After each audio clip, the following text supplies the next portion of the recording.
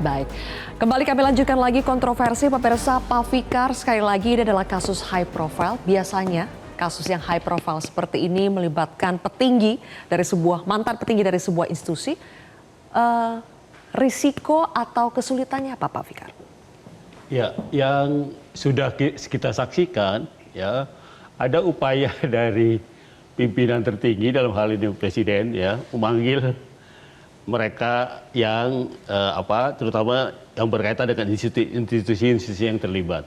Itu kan isunya bagaimana menghindari ada benturan antar institusi. Itu sebenarnya yang dilakukan oleh Presiden itu. Sehingga ketika umpamanya kepolisian itu menangani di penyidikan, ya mestinya kan kalau kita tunduk pada ajas diferensiasi fungsional, pembedaan fungsi di antara penegak hukum itu, mestinya ya sudah penyidikan itu full mestinya ditangani oleh kepolisian, kan begitu. Tapi ternyata kan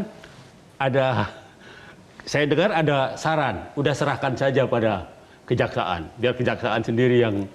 Kalau sekarang karena sudah ditangani oleh kejaksaan, menurut Pak Fikar masih adakah risiko itu atau ini akan berbeda lagi? Nah, ini yang kemudian juga ternyata tidak memecahkan masalah secara keseluruhan. Ada juga anggapan dari masyarakat, artinya begini, kenapa tidak diserahkan ke KPK saja, gitu, umpamanya kan gitu, institusi yang memang netral gitu, yang memang meskipun isinya polisi dan jaksa juga, KPK juga isinya polisi dan jaksa, gitu ya, tapi relatif independensinya ada gitu. Maksud saya yang dulu, kalau yang sekarang ini agak susah juga, belum kelihatan performanya ya. Maksud saya mestinya seperti itu gitu. Ada keterlibatan dari PPATK misalnya, Pak Fikar, apakah itu sudah cukup membantu? Kenapa? Selain KPK kan ada keterlibatan dari PPATK, apakah itu cukup membantu? Oh, PPATK secara fungsional ya mestinya harus berfungsi gitu. Karena memang dia kan menyelidiki, ya itu tadi penyamaran uang haram yang kemudian disamarkan lari ke sana ke sini. Nah, saya kira itu fungsinya KPK akan efektif di situ. PPATK gitu. Ya. Nah, karena itu menurut saya harus didukung oleh semua lembaga-lembaga yang fungsional. Di samping itu tadi profesionalitas kejaksaan itu memang harus ditujukan benar-benar gitu. Oke. Ya, artinya baik dalam pekerjaannya maupun dalam perlakuan terhadap mereka yang terlibat gitu. Kalau sekarang Pak Fikar baru dari yang diduga sebagai penerima ya. Tapi yang pemberi suap ini kan masih dipertanyakan. Belum ada tersangkanya. Nah itu yang ingin saya katakan itu ya. Saya yakin Febri juga tidak kerja sendirian gitu loh. Tidak kerja sendirian. Di samping itu tadi ya penyuapnya dari beberapa kasusnya kan sudah disebutkan itu beberapa kan ada beberapa kasus. Nah itu sebenarnya kan tinggal kalau kejaksaan peka gitu ya, mestinya dia sudah bisa itu merangkum sebuah tim berapa 9 ya.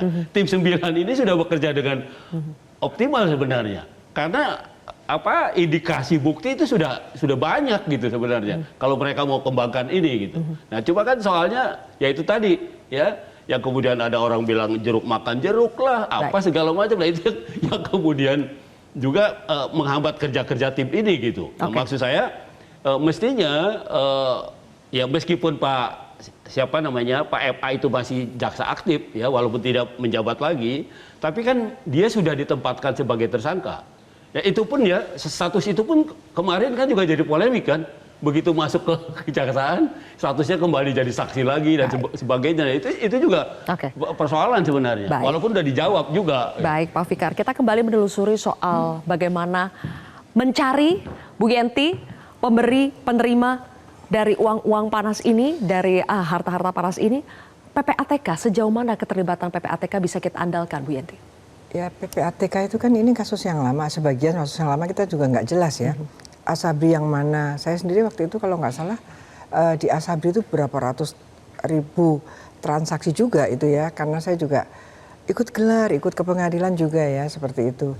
Jadi harusnya PPATK kan sudah ada daftarnya gitu ya, tapi kan baru kemudian. Nah, kemungkinan besar justru yang sekarang ini ada mungkin lolos dari PPATK karena tidak masuk sensornya PPATK karena itu yang dilakukan mereka. Secara tunai itu Bu, yang tidak lolos sensor PPATK atau bagaimana? Iya, artinya ini kan jelas ya disimpan di rumah, tidak ditransfer. Itu gimana mau sensor gitu kan? Karena kan kemungkinan juga emas. Emas ini emas dari mana ya? Padahal toko-toko perhiasan, emas, logam mulia itu harusnya juga ada masuk dalam radarnya PPATK. Tapi kan sepertinya enggak. Kalau memang ada, tapi PPATK juga diam saja sampai saat ini didiamkan saja, nunggu meledak, ya ini juga harusnya PPATK juga dipertanyakan, ini tahu enggak gitu kan. Kalau posisinya seperti ini, sekarang kita menemukan hampir 1,5 triliun, dan PPATK baru terlibat, dan ternyata ini sebetulnya sudah masuk radar yang lalu, kita boleh mempertanyakan apa nih peran PPATK sebetulnya. Kan nggak bisa juga. Kemungkinannya adalah ini tidak bisa, tidak mungkin. Kecuali money changer ya, money changer. Tapi money changer itu juga sepertinya ada kaitannya, dan modus menyembunyikan hasil kejahatan, dan orang-orang yang mempunyai hasil kejahatan itu bisa jadi dia itu membuat sendiri money changernya. Izin bisa saja diketahui, tapi mereka sendiri itu adalah modus. Dan kalau sekarang kita tercengang seolah-olah, wah ini kok paket komplit semuanya sudah ada. Tetapi sebetulnya tahun 1988-an di Amerika itu biasa terjadi seperti ini. Jadi apa yang susah gitu. Jadi ini mudah sekali sebetulnya kalau mau diurai semuanya. Apalagi yang terakhir batu bara, itu terjadi dari 2018 sampai dengan sekarang 2025 lah paling tidak. Itu kan pasti sudah terjadi banyak sekali money launderingnya, korupsinya juga jalan terus. Nah setiap saat itu kan ada penyerahan. Jadi sebenarnya ini udah kerja bagus dari polisi ya, sebetulnya penyidik kepolisian. Tapi kemudian kan seperti ini Mbak Rita ya, artinya kok seperti dimentahkan kembali. Jadi ini harus, kalau mau begini, kita harus menggunakan seperti sistem mutual legal assistance on criminal matters but tidak berbeda country. Ya, tapi harus seperti itu, semua dokumen serahkan semua. Semua keterangan serahkan semua, dan jangan mundur, jangan akan memeriksa kembali. Tidak perlu ulang lagi prosesnya Bu ya? Tidak dong, lanjutkan saja yang sudah dilakukan oleh dan penyidik melebar Polri. kan begitu. Kalau itu kita lagi melihat lagi, itu yang membuat masyarakat jadi marah gitu ya. Baik. Nanti saya minta tanggapannya dari Bu Rita dan juga Pak Susto, tapi kita jeda terlebih dahulu, pemirsa. Kontroversi kembali sesaat lagi.